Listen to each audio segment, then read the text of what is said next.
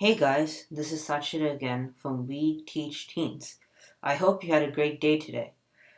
Now, for this video, let's continue our algebra journey by talking about what functions really are. To be more specific, we're going to be mainly talking about the representation aspect.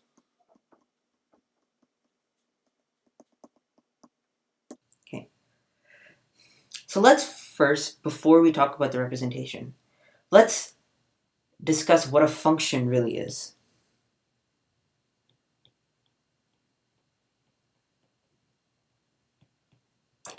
A function is an equation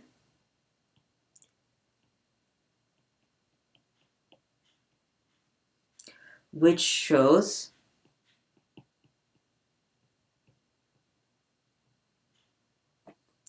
the relationship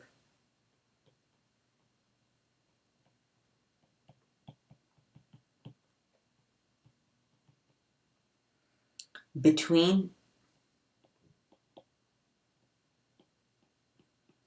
the input and the output. Okay. So this is basically the main definition of a function. To get more specific with a function, let's talk about what an input and what an output really is. An input is basically the variable x. It's another word for what an input is, and another saying for input, especially in a graphical term, is known as the independent variable. However, the output, which is also known as y, is known as the dependent variable.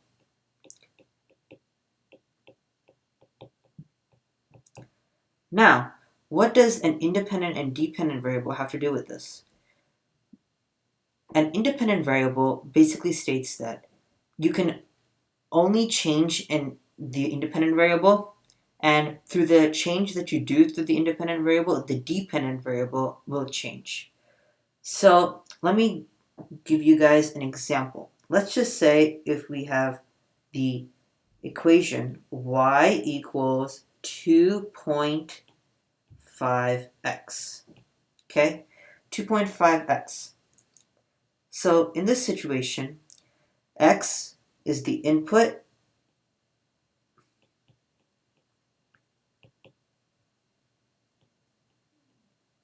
and y is the output.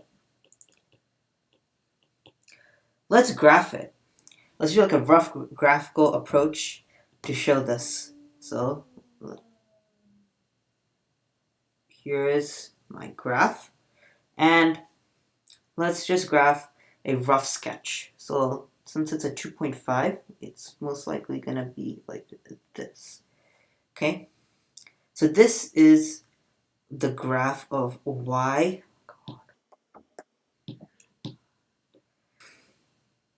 equals 2.5x.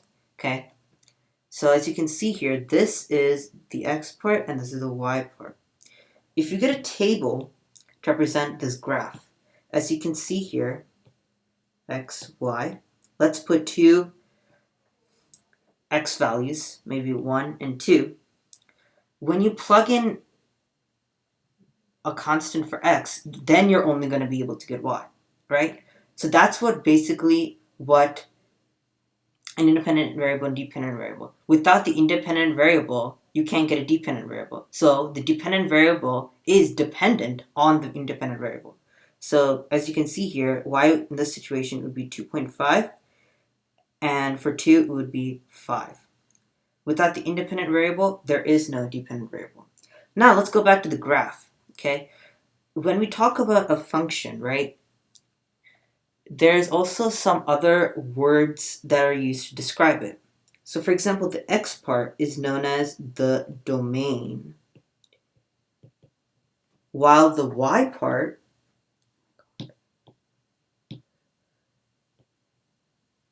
is known as the range. Okay? Now, let's go into an application, right? And let's talk about carrots and prices. So let me write this down. Carrots, prices. Okay? Just think about this, right? Only when you buy a carrot, your price would increase, decrease, or stay the same, right? In this scenario, the prices is your dependent variable, and carrots is your independent